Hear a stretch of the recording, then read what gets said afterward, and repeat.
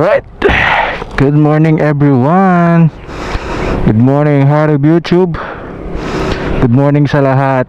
At welcome po sa ating panibagong buhay, panibagong pag-asa. So today mukhang babaguhin na natin ang ating nakaugalian sa delivery yung ating channel, no? Siguro napapanahon na para baguhin, no? Lalo ngayong Christmas. It's all about sharing blessings, tungkol sa pagtulong. Since dati naman tayong tumutulong lalo sa mga charity event ng mga riders, dahil hindi naman tayo nakakasama sa kanila bawat biyahe, ituloy ko na lang kahit na mag-isa ako, since nandyan naman ang Heart of YouTube na gumagabay sa akin. At sinabi naman nila ang ipagpatuloy natin, no? Umpisahan ko ito kay tatay na from Calasiao, Pangasinan. Right, so mamaya ikukwento ko lahat. Shout out muna sa lahat. Yeah.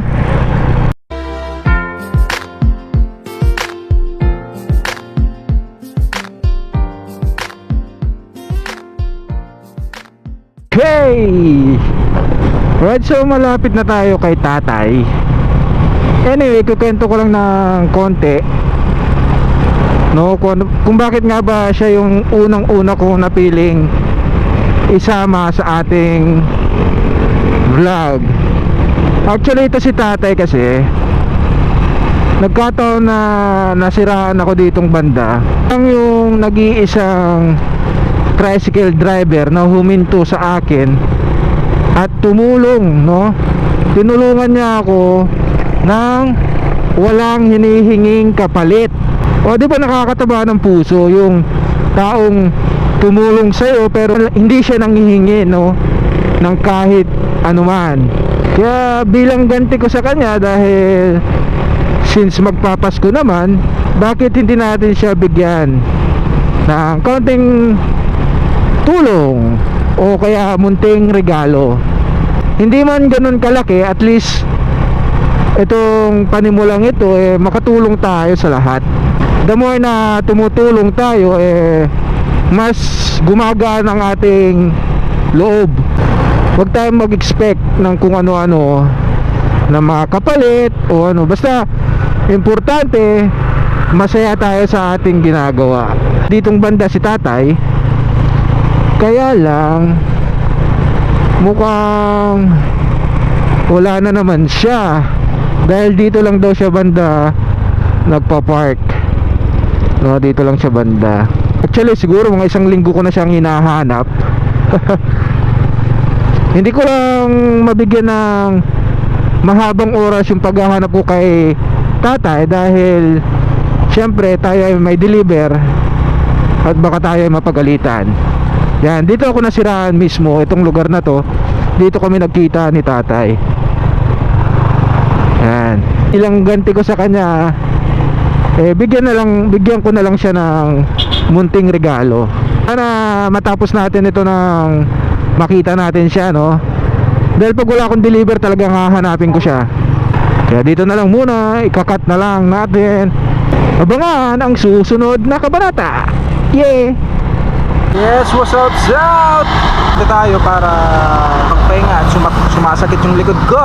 Anyway, hindi tayo titigil na hanapin si tatay, dahil totoo lang nakakataba ng puso yung kanyang ginawa.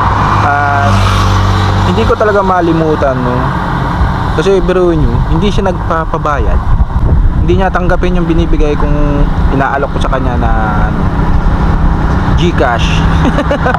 Sabi naman ako sa kanya, kaya lang nakalimutan ko kasi kunin yung pangalan niya, kaya hindi ako tumitigil na hanapin siya. Sana sa susunod na magkita kami, bago ko i-ready lahat nung ibibigay natin, makuha ko yung kanyang pangalan at yung kanyang tirahan, no? At kung saan ko siya mahanap. Yun naman talagang pinaka-importante, dahil nakalimutan kong kunin nung araw na yun dahil sa sobrang pagod ko na rin. Nagmamadali tayo nung araw na yun. Ito, isang linggo ko na siyang hinahanap. Nagkataon talagang hindi ko siya mabigyan ng mahabang oras na hanapin dahil sumasabay lang yung ating deliver. Abangan nyo guys si tatay. Abangan natin lahat kung paano ba masiset ayos ng mabuti yung ating gagawin. Dito na lang muna. So what's out sa Otbora. Yehit.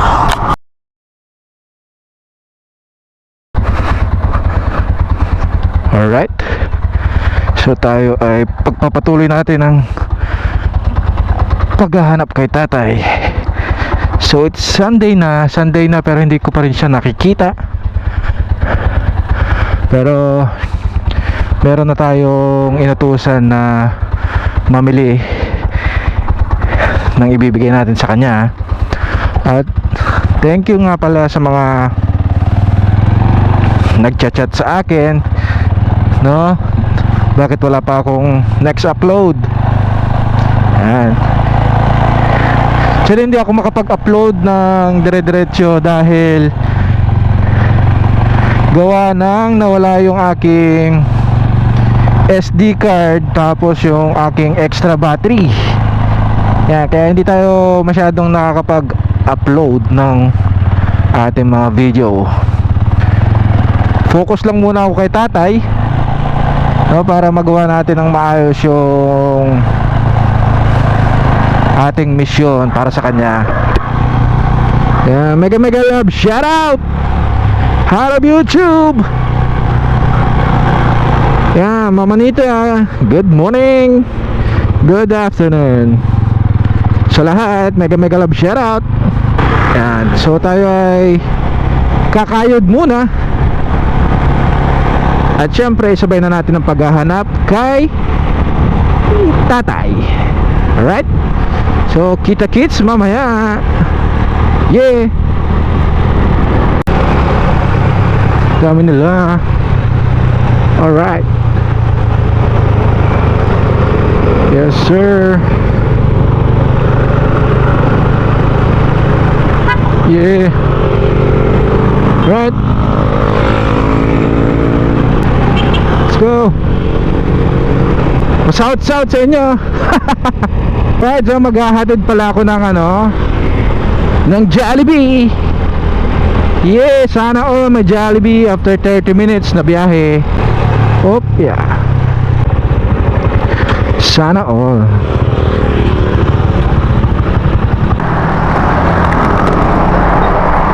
Yan, Jollibee. Naku, baka mabuhos. Ay, other. Saan po yan? Para kay Bega. Ay, Bega? Kay Jenny. Paano eh? Wala yung order mo. Bigay daw ni Bega. Bigyan ni Bitay. Oo. Kabayaran nito, boss. Oh, okay na yun. Thank you po. Okay. Pabar dito. Thank you po yan. Opo.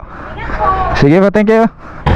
Alam nyo, sa totoo lang, dapat marami akong video about sa mga deliver ng mga pagkain. Kaya lang, hindi ko na ina-upload yung kasi hindi lahat ng mga pinagbibigyan ko ng pinagdi-deliveran ko ng pagkain ay na-appreciate yung mga ganong bagay, no? Kaya takot ako sa pagde-deliver ng pagkain. Dahil nung nagde-deliver ako ng mga pagkain, naku, mga doktor, mga attorney, yung mga pinag-aatidan ko ng pagkain, konting matapon lang alam nyo, hindi naman sinasadya na may matapon na konting sabaw. Naku, galit na galit anak ng tokwa. Alam naman nilang motor lang yung gamit ko, so hindi na lang sila nagpapadeliver kung ganyan sila umasta. Kaya hindi ko ma-enjoy yung pagbablog ko pagdating sa deliver ng pagkain. Wala lang, na-share ko lang sa inyo yung heart of YouTube. Gusto ko lang maintindihan nyo kung bakit hindi lahat ng hindi araw-araw ay nakakapag-upload tayo, no? Yan, so biyahe na uli. Pabush! Ito yung kagabi, naku po, ay sinasabi, yun yung may namatay. Woohoo! Ewan ko kung ano nangyari doon. Siguro nag-overshoot yun, overshoot. Siyempre sa gabi, alam nyo naman, kadalasan mga nakainom. Alright, so nandito na tayo kung saan tayo nasiraan. Pero alas 4 na. Kaya hindi ko alam kung saan tayo magtatanong. Tatanungin na nga lang natin dito sa sinabi niya ang tambayan niya. Tingnan natin kung kilala siya dito. Wala pa mga driver.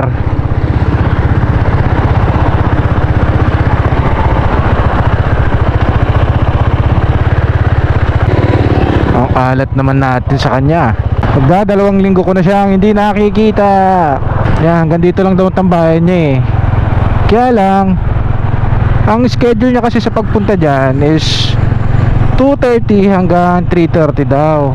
Eh hindi naman kami pareho ng oras. Parang ngayon, iba yung dinaanan ko kaninang umaga. Kaya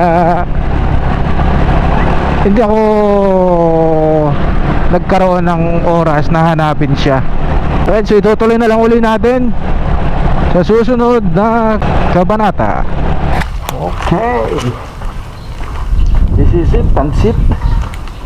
So bibigay na natin yung para kay tatay. Yan. So susugodin na natin siya. Bigyan na natin yung oras natin sa paghahanap sa kanya, no, ngayong araw. So kailangan mahanap ko na siya.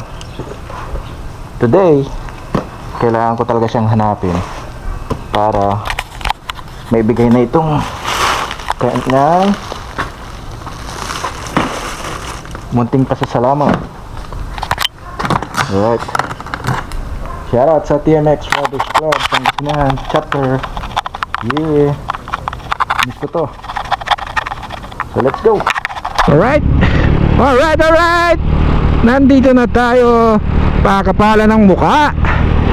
Right, so kailangan ko nang mahanap talaga si tatay dahil meron na lang akong naiiwang 37 minutes para dito sa ating SD card, no?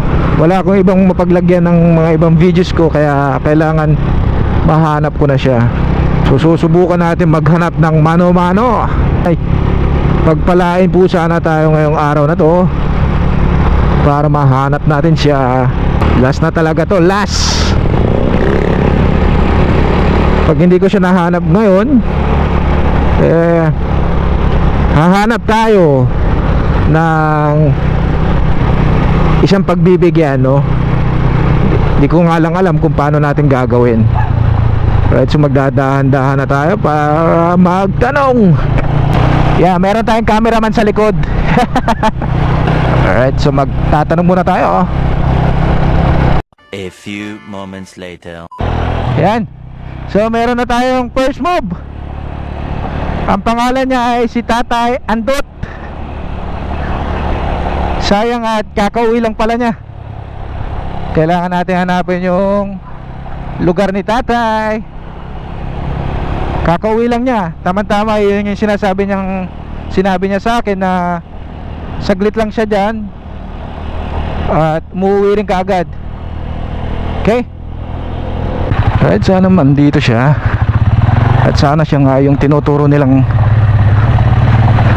si Tatay Andot. At kapatid pa pala siya ng pulis. Hindi ko alam kung saan dito, oh.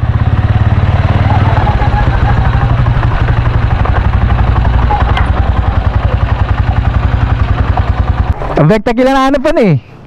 Diyan sa ko kakalis ko man. Malente, lima di manat. Kaya na may gana pata. Alam pa ka na eh. Tuwalan dalan. Pagkaalis ko, okay lah, sini, sinalatan nyo lah. Ano. Nansalata Arab.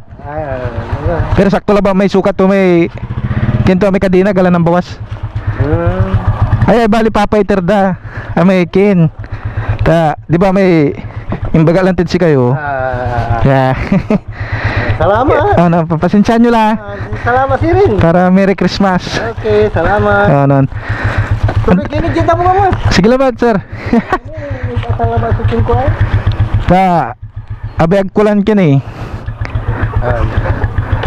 Salamat si Rin. Ano. Hi sir. Ano ang pangalan mo tayo ulit? Lando. Lando. Odis. Okay. Okay na sir. Okay.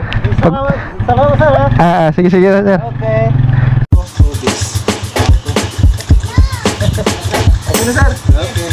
Salamat sir ha. Alright, so naibigay na nga natin kay tatay yung kanya munting regalo bilang pasasalamat. Hindi ko na pinahaba yung pag-uusap dahil siyempre bilang paggalang na rin sa ating protocol, siyempre may mga bata doon. Kaya hindi na natin masyadong na-interview si tatay. Pero hindi pa naman ito ang huli, pa ito ang huli. Nagpapasalamat po pala ako sa lahat ng mga sumusuporta sa aking YouTube channel, no? Well, hopefully mas maganda pa yung sa mga susunod na pagbibigay natin ng mga tulong. Kahit yung cameraman ko nailang din.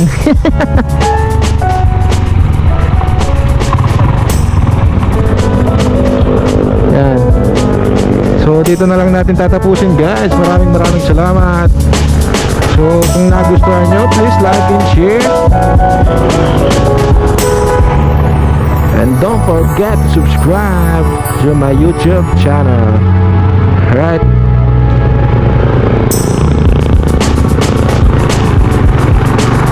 So hanggang dito na lang guys. Yeah. Ride safe.